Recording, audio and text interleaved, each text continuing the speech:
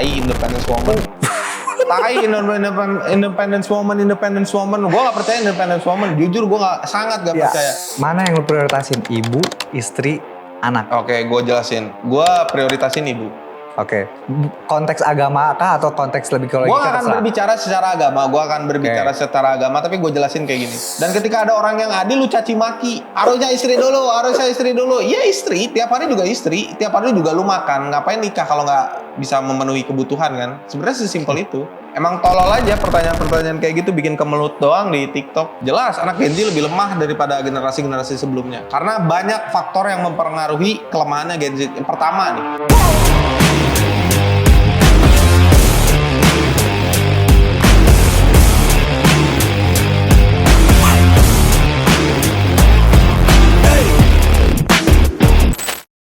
Ya, langsung. Gua langsung aja lah, gak basa-basi lah. Gue pengen ada pertanyaan buat lu. Apa pertanyaannya? Menurut lu mental health tuh gimana? Mental health, tai sekarang tuh. Gue tahu artinya mental health itu tentang penyakit mental lah, intinya kayak gitu. Tapi tai lah orang-orang zaman sekarang tuh naikin mental health tuh sebenarnya nggak ada yang sesuai dengan definisi mental health yang asli sebenarnya. Oke, maksudnya mental health yang asli itu apa? Mental health yang asli itu penyakit mental. Penyakit mental itu bisa jadi bawaan gitu atau bukan lahir. yang di-create. Nah sekarang kebanyakan yang di-create.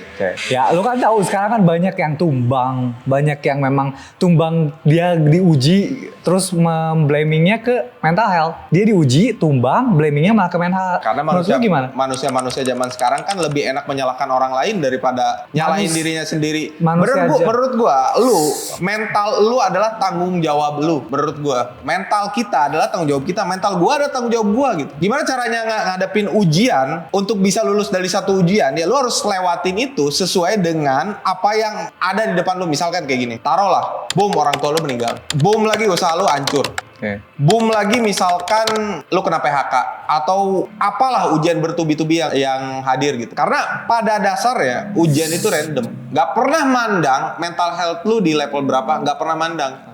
Jadi tugas lu harus lebih kuat daripada ujian yang datang. Maka dari itu menurut gue mental health isu apapun gak akan peduli ketika lu diuji. Yang bisa nyelesain itu ya lu sendiri.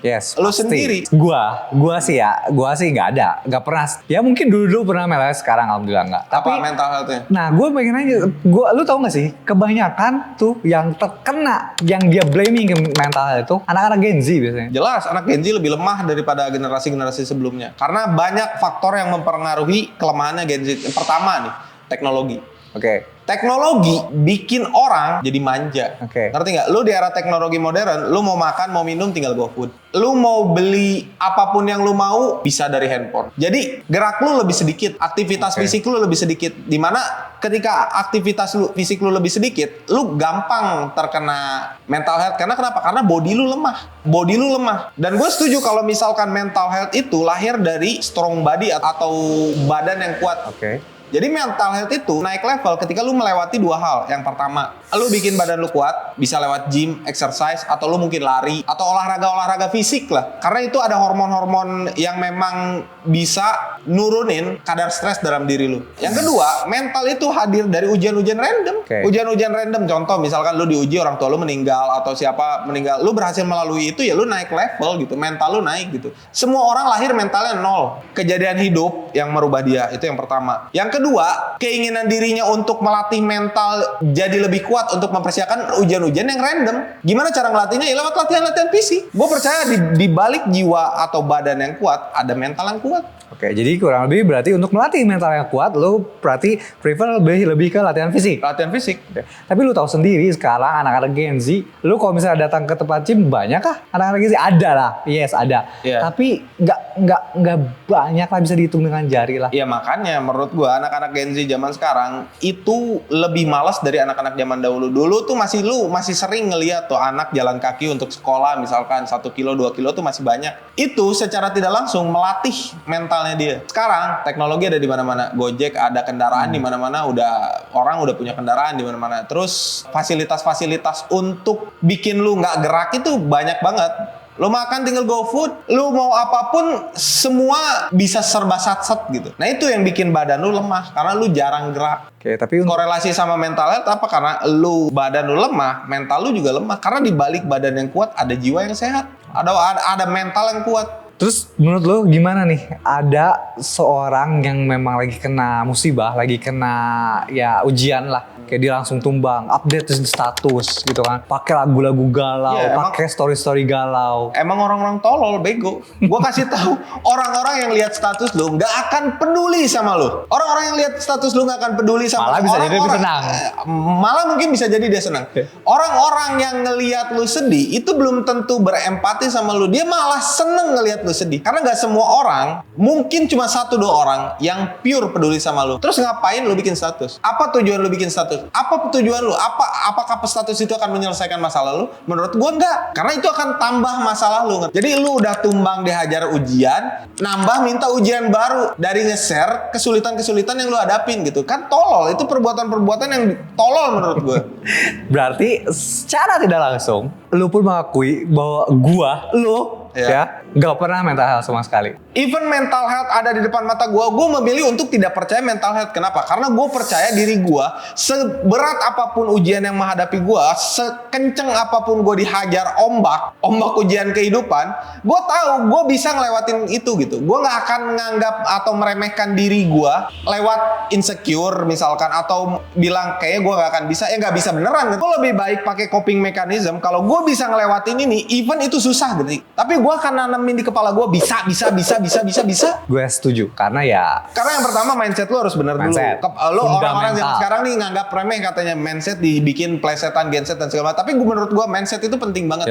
Menurut gue mindset itu penting banget, ngerti gak? Cara lu memandang ujian itu penting banget. Dan gue salah satu orang yang percaya kalau setiap ujian yang dikasih itu tidak melebihi batas kemampuan orang untuk melaluinya. Kalau bahasa agamanya kita bilang segala ujian yang datang kepadamu itu tidak melebihi batas kapasitas hambanya lah. Dan gue percaya itu. Dan sampai di tahap ini pun gue melewati berbagai macam ujian kehidupan. Tapi gue lewat-lewat aja, ngerti gak? Ada masalah yang gak diselesaikan, ternyata bisa selesai. Tinggal soal waktu aja. Dan kebanyakan orang gak sabar. Diuji sedikit ngeluh, diuji sedikit tumbang, diuji sedikit datang psikiater. Ya berarti sekarang pekerjaan psikiater atau Iya benar. Satu psikolog butuh 10 pasien untuk sustain. Iya. Makanya dia terus-terusan ngomongin mental health. Banyak orang ke-trigger masuk dan jadi pasiennya dia sebenarnya. Jadi pasiennya dia. Karena memang satu psikiater tuh butuh banyak obat. Gini.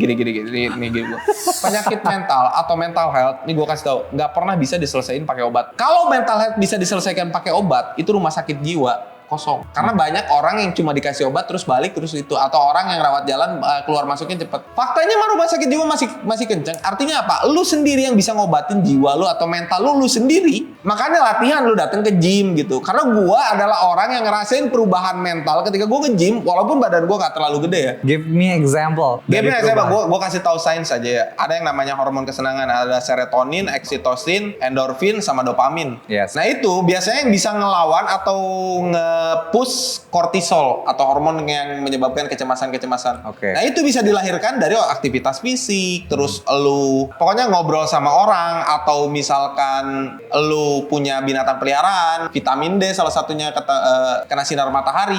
Itu kan bisa. Sebenarnya lu kena mental karena sedikit pengetahuan lu tentang mental health. Maksud gua ngerti gak? Sedikit pengetahuan lu tentang mental health yang lu tahu cuma penyakitnya doang, tapi lu nggak mencoba cari tahu gimana cara ngelawan itu, ngerti gak? Nah, manusia-manusia zaman sekarang kan simple, enaknya, ngerti nggak? Enaknya jadi victim aja di setiap segala sesuatu. Padahal dirinya adalah tanggung jawab dirinya, ngerti nggak? Lu adalah tanggung jawab lu sendiri. Jadi lu kalau tumbang dihajar ujian, lu nggak bisa nyalahin ujian. Ujian nggak peduli. Hari ini lu tumbang dihajar ujian, besok diuji lagi. Mending nikmati aja setiap ujian, lewati gitu, hajar, lawan. Gue nanemin mindset di kepala gue kayak gitu. Jadi apapun yang ada di depan gue, susah, senang, sedih, bahagia, udah itu kayak tes aja, kayak rasa aja. Jadi gue nggak peduli. Gue gak akan pernah tumbang, gue gak akan pernah bunuh diri, gue gak akan pernah ngoceh-ngoceh gue kena mental, gue gak akan pernah nganggap diri gue lemah. Karena setiap ujian yang datang, boom, misalkan gue diuji pakai apapun. Contoh 2019 bokap gue meninggal. 2019 bokap gue meninggal. Pada waktu itu gue ngerasa memang sulit, ngerti? Tapi akhirnya lewat. Akhirnya gue bisa menjalani kehidupan seperti biasa. Gue bisa ya ngopi lagi. Akhirnya apa? Artinya apa? Ada masalah-masalah yang memang datang, yang awalnya lu menganggap itu berat, tapi setelah lu lewat juga. Terus apa Apa yang harus dipermasalahkan? Even dulu gue bikin status tersedih, aduh sekarang aku jadi anak yatim misalkan. Atau gue bilang gue anak yatim nih sekarang, bantu gue dong bla bla bla. Pertanyaan gue, orang peduli nggak? 100% nggak akan peduli. Even dia empati pun dia nggak akan melakukan apapun. Paling jago ya udah, Lid, sabar ya. Paling gitu doang, udah simple. Terus ngapain? Gak ada efek apapun buat gua. Pertanyaan gua ada satu, Bro. Lu katanya udah pernah melewati yang paling terpuruk ya, the lowest point of yourself. Oke. Gimana tuh cara lu bisa tetap tegap dan bisa tetap straight to the line Nah, gitu? ini orang-orang tuh nggak paham. Tegap dan tetap maju itu pilihan. Karena gue memilih itu gitu. Oke. Pertanyaannya, apakah gue bisa milih untuk tumbang dan jatuh? Bisa. Ya. Tapi gue nggak milih itu. Gue milih tetap jalan. Gue analisa apa yang bisa gue perbaiki, apa yang bisa gue kembangkan, apa yang bisa gue improve dari diri gue. Itu yang gue lakuin.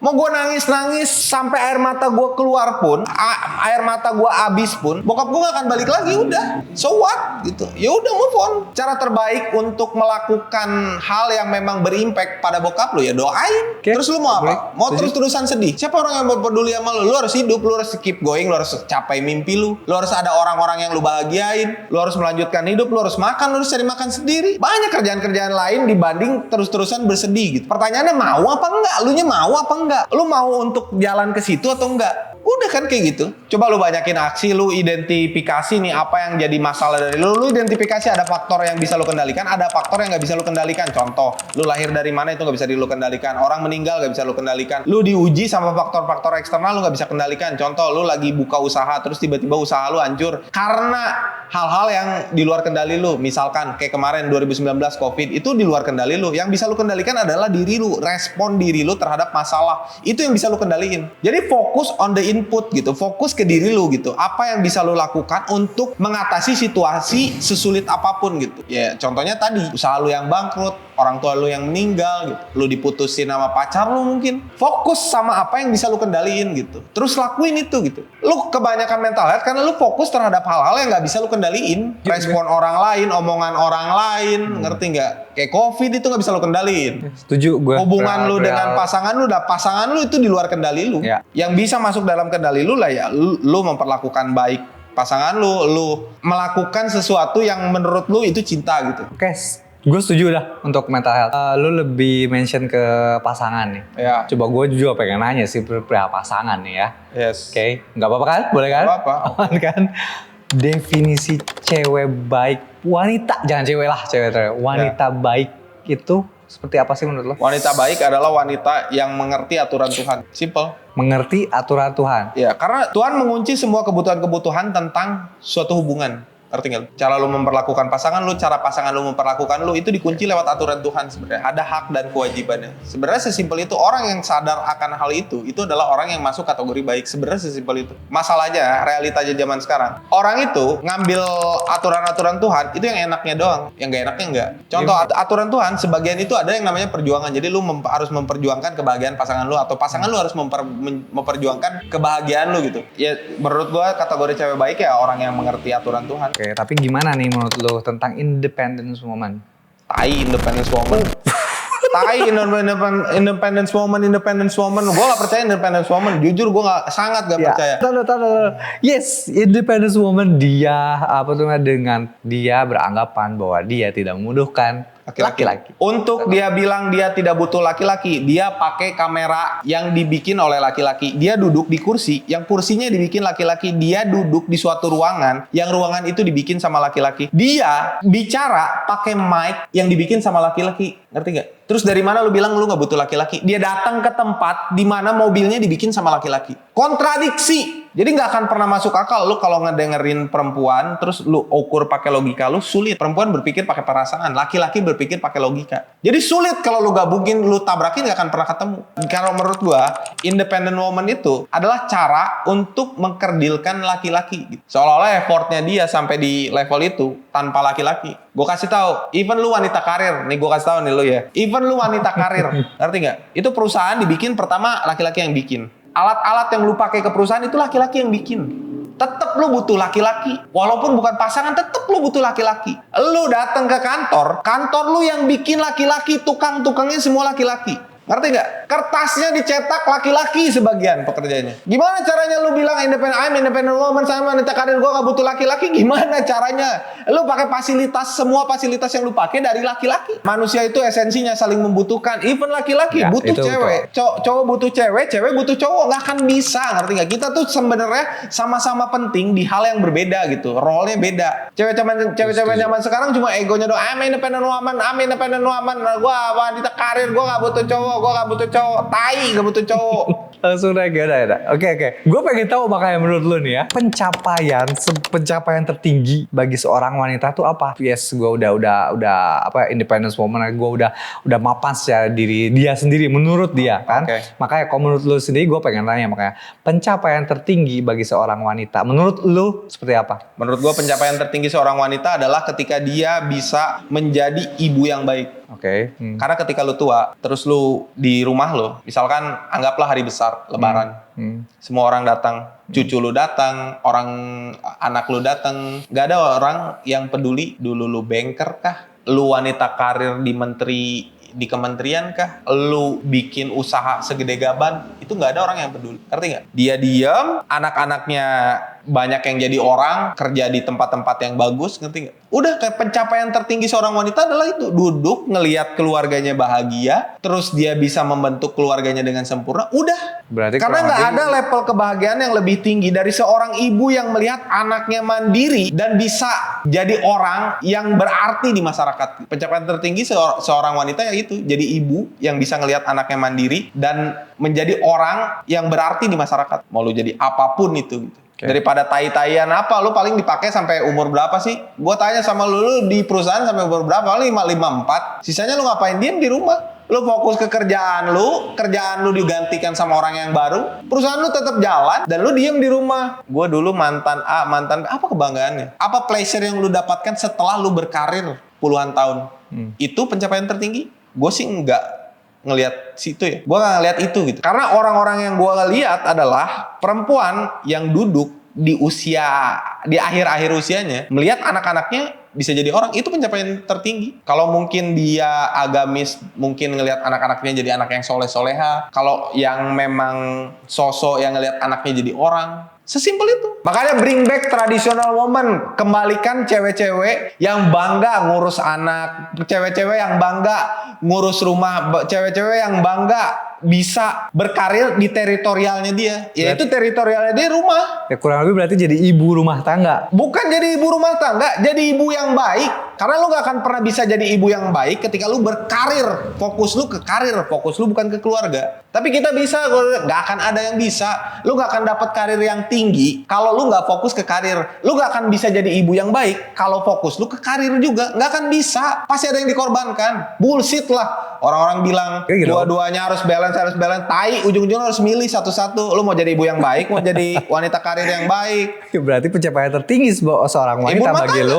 ibu rumah tangga. Gue bangga ngeliat ibu gue. Gue bangga ngeliat ibu gue besarin anak-anaknya sampai anak-anaknya mandiri satu-satu. Gue bangga. Dan nenek gue bangga. Nenek gue jualan di pasar ya. Nenek gue jualan di pasar setiap pagi. Bukan berarti dia wanita karir, karena jualannya tetap jualan kue sampai detik ini. Gitu ya, pengen ngomong berarti wanita karir dong, bukan? Enggak. Dia tetap jualan kue, karirnya di situ-situ aja. Tapi dia berhasil. Ngerti nggak? Kalau lu ngomong wanita karir, mungkin nenek gue udah buka 5 cabang, 6 cabang, 7 cabang.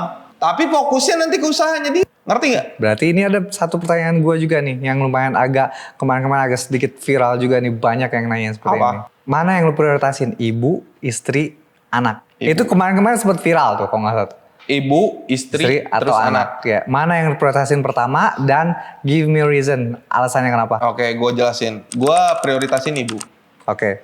Konteks agama kah atau konteks lebih kalau gue akan berbicara secara agama, tapi gue jelasin kayak gini. Ibu, ketika lu sudah punya istri, pasti umurnya di umur-umur yang sudah tidak produktif. Di mana energinya sudah mulai melemah, di mana fighting spiritnya sudah mulai melemah, fisiknya udah mulai terlihat tua. Jadi secara fisik, lu harus lebih melindungi yang lebih lemah. Jadi secara biologis, lu harus melindungi yang lebih lemah. Karena istri lu lebih kuat daripada ibu lu. Itu alasan pertama. Yang kedua gini, memprioritaskan ibu itu tidak berarti menyingkirkan istri. Oke. Cuman manusia-manusia zaman sekarang gue tahu tuh banyak orang yang pengen dipilih istri dulu. Sekarang gue balik kayak gini ya. Nah, Seandainya lu milih istri dulu dan lu setuju, lu adalah tim yang pilih istri dulu yang utama daripada ibu. Gue balik gini. Ketika lu tua, ketika energi lu mulai habis melemah, dan lu punya anak dan kondisi lu sebagian ada yang udah tinggalkan suaminya, sebagian ada yang dua-duanya sudah dalam usia tidak produktif. Artinya penghasilannya kurang atau pas-pasan. Apakah adil ketika lu yang jadi seorang ibu membesarkan anak lu 10 atau 20 tahun, ketika terus dia memutuskan untuk menikah dan si anak memprioritaskan istrinya daripada ibunya. Oke, jadi lu balikin ya sini ya. Iya. Contoh misal choice lu sekarang lebih mementingkan memprioritaskan istri. Istri lu nanti pasti kan lebih tua. Iya. Betul? Pasti nanti akan Karena rulesnya akan berbalik. Intinya gini, rulesnya bakal berbalik. Jadi lu akan jadi ibu yang diprioritaskan juga nanti oleh anak lu. Sebenarnya adil.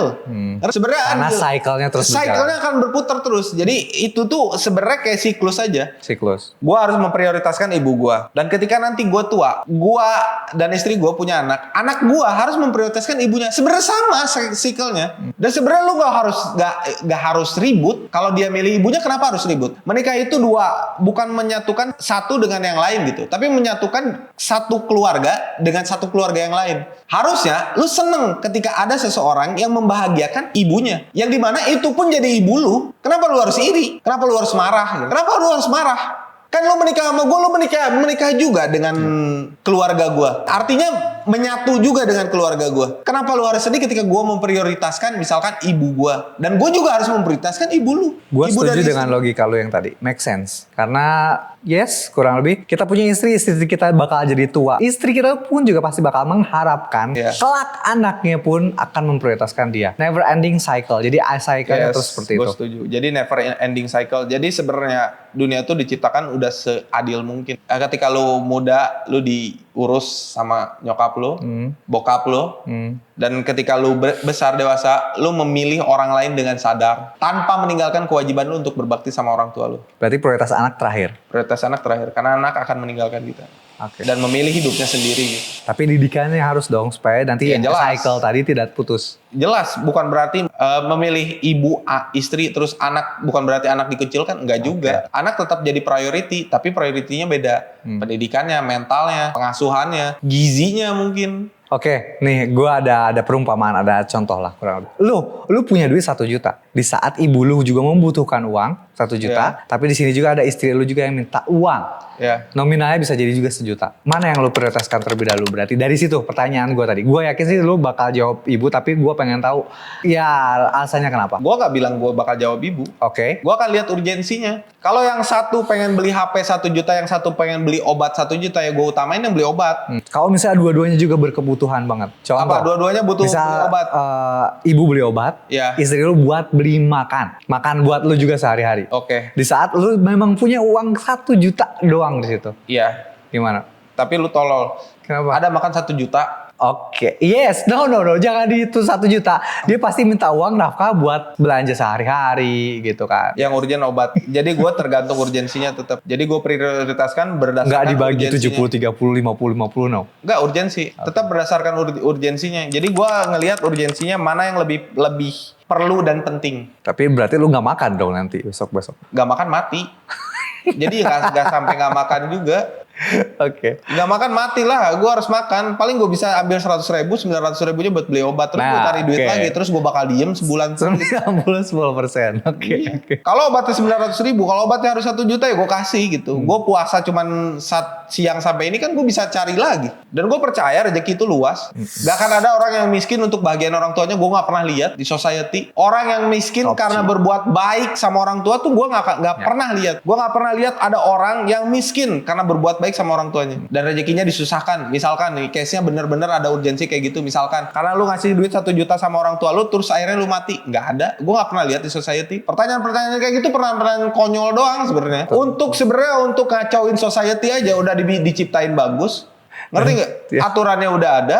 Pertanyaan kayak gitu kan cuma ngejebak doang intinya. Lu mempermasalahkan hal yang sebenarnya nggak pernah terjadi. Gue nggak pernah terjadi tuh di tahap gue harus milih 1 juta untuk kasih ibu. Kalau gue kasihin ibu, gue yang mati nggak juga. Dan ibu gue juga kadang kebutuhannya nggak 1 juta pas. Realitanya kan seperti itu. Pertanyaan-pertanyaan kayak gitu kan sebenarnya konyol doang.